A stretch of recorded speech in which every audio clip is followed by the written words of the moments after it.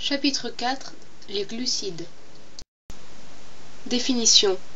Les glucides sont des sucres, composés organiques naturels ou artificiels, composés des atomes de carbone, d'oxygène et d'hydrogène. Dans la nature, la synthèse des glucides est réalisée par les plantes vertes. Avec la lumière et la chlorophylle, c'est la photosynthèse. Il existe différentes catégories de ces éléments structuraux, sources ou réserves d'énergie pour les organismes vivants. Tout d'abord, les oses ou monosaccharides, de formule CnH2nON. Il y a par exemple le glucose, qu'on trouve dans le nectar de fleurs, dans la sève, certaines confiseries et boissons sucrées. Ce sont des sucres rapides, directement assimilables par le sang. Il existe aussi le fructose, qu'on peut trouver dans le miel, les fruits, et certaines confiseries et boissons sucrées.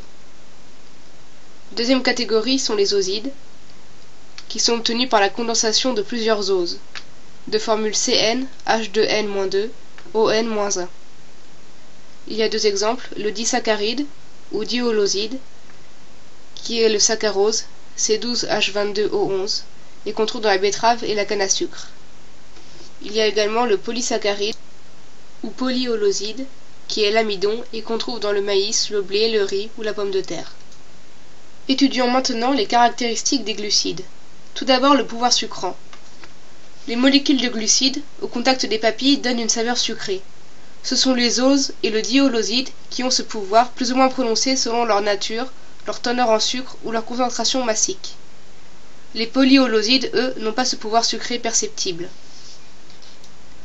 Le pouvoir sucrant est défini en comparant le goût de la substance en solution à un goût d'une solution de 1 litre d'eau à 20 degrés contenant 30 g de saccharose. Quant à la solubilité des glucides, il faut savoir que le glucose et le saccharose sont solubles dans l'eau, contrairement à l'amidon qui est insoluble. Voyons maintenant quelques réactions. Tout d'abord, le test du glucose. Dans un tube à essai contenant 1 ml de liqueur de Fehling, nous ajoutons quelques gouttes de la solution de glucose obtenue précédemment. Puis nous chauffons doucement à la flamme. Observation, nous obtenons un précipité rouge brique. Ceci est le test du glucose, ou des oses, car le glucose peut réduire l'ion Cu de la liqueur de Fehling. Cette liqueur sera le test caractéristique du glucose. Avant de voir le test de l'amidon, étudions sa constitution. L'amidon est de formule C6H10O5 et de masse molaire très élevée. C'est un polymère du glucose.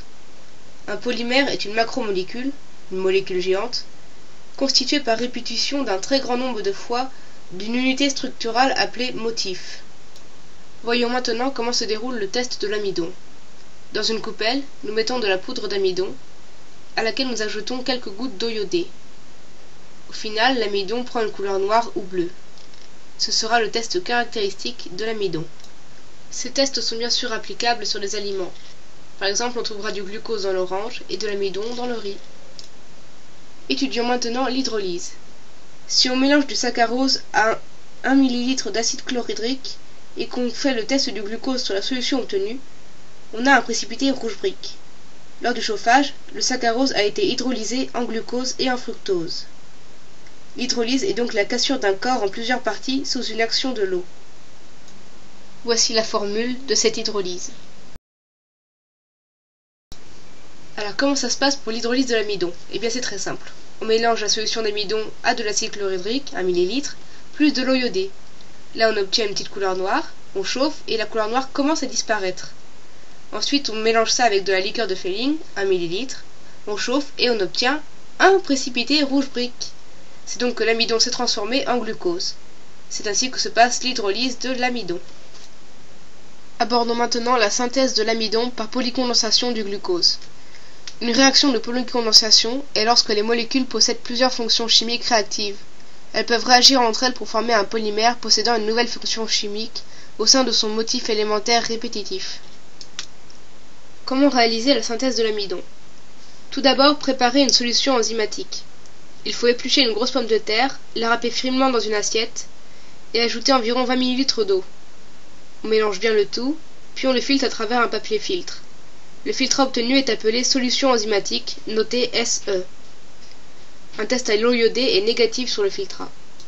Les molécules d'amidon ont donc été retenues par le filtre. On ajoute ensuite à la solution enzymatique une solution de glucose. On fait chauffer au bain-marie en ajoutant régulièrement quelques gouttes d'eau iodée. Au bout de 12 minutes, le liquide prend une teinte bleutée. La solution contient donc maintenant de l'amidon. C'est la polycondensation du glucose. Concluons avec la fabrication du pain ou panification. Pour ce faire, 3 ingrédients sont nécessaires. Tout d'abord le gluten, qui forme le fin réseau élastique et assure la cohésion de l'ensemble, et l'amidon qui fournit les sucres. Ces 2 ingrédients sont présents dans le blé. La levure est également nécessaire pour lever et alléger la pâte. Les 4 principales étapes de la fabrication du pain sont le pétrissage, le pointage, l'après et la cuisson. Pendant le pétrissage et le pointage, la levure consomme le glucose et le transforme en CO2 et en alcool. C'est la fermentation. La pâte doit donc reposer 2 fois pour mettre en contact la levure avec d'autres parties de la pâte. Cette dernière ne continue pas de lever pendant toute la cuisson. Les facteurs pouvant perturber la levée sont la température, la qualité du blé, la présence d'additifs et le sel. Et voilà, c'est fini pour la leçon sur les glucides.